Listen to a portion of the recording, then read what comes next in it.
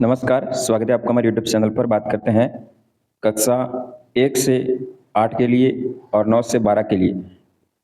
Result किस तरह से बनेगा, परीक्षाएं किस तरह से आयोजित होगी, किस किस के लिए कौन सी परीक्षाएं होगी आयोजित, परिणाम कैसे तैयार करेंगे, साथ ही शाला दर्पण के ऊपर क्या क्या आपको ऑनलाइन प्रविष्टि करनी होगी, संपूर्ण जानकारी इस वीडियो में प्रदान करेंगे। साथ ही बात करेंगे MSRI दक्षता आधारित आकलन 2 का टाइम टेबल क्या रहेगा और इसका आयोजन कब होगा। तो सबसे पहले बात करते हैं कक्षा 1-2 के लिए। निर्देशक ने आदेश जारी किया जिसके तहत 1-2 के लिए कोई आकलन प्रस्तावित नहीं है। इसके पूर्ववत जो पहले के सत्रों की भांति इसमें समेटिव असेसमेंट यानी SA1, SA2, SA3 का आयोजन किया जाएगा, जिसमें कक्षा 3 से 5 की बात करेंगे तो 3 और 4 के लिए तो SA1, SA2, SA3 summative assessment विद्यालय स्तर पर तो आयोजित होंगे ही।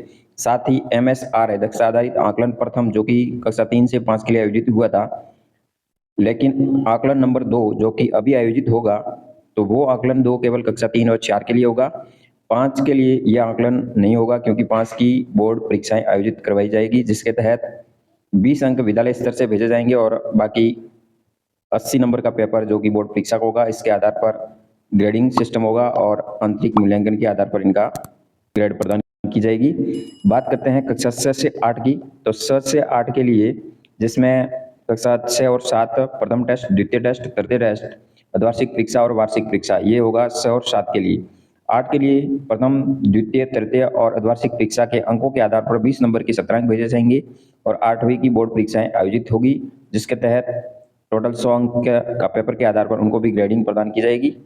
साथ ही बात करते हैं दक्षता आधारित आकलन 2 का टाइम टेबल क्या होगा। तो ये परीक्षाएं है वो 24 अप्रैल, 25 अप्रैल और 26 अप्रैल को आयोजित होगी। आकलन 2 है वो कक्षा 3, 4 और 7 के लिए होगा, जो कि 24 से 26 अप्रैल 2025 के मध्य आयोजित होगा, जिसमें 24 अप्रैल गुरुवार को प्रातः 10 से 11 बजे के बीच 1 घंटे के समय में कक्षा 3 का अंग्रेजी विषय का होगा, कक्षा 4 का गणित विषय का, कक्षा 6 का अंग्रेजी और कक्षा 7 का हिंदी विषय का होगा।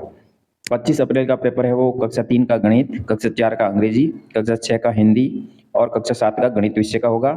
26 अप्रैल का पेपर है कक्षा 3 का हिंदी होगा, कक्षा 4 का हिंदी, कक्षा 6 का गणित और कक्षा 7 का अंग्रेजी का पेपर होगा। तो इस तरह से 24 से 26 अप्रैल के मध्य दक्षता आधारित आकलन 2 का आयोजन होगा। इसके अलावा कक्षा 3 और 4 के लिए SA3 का आयोजन होगा और कक्षा 6 और 7 के लिए वार्षिक परीक्षा का आयोजन होगा, वो भी 24 अप्रैल से 8 मई के मध्य आयोजित की जाएगी।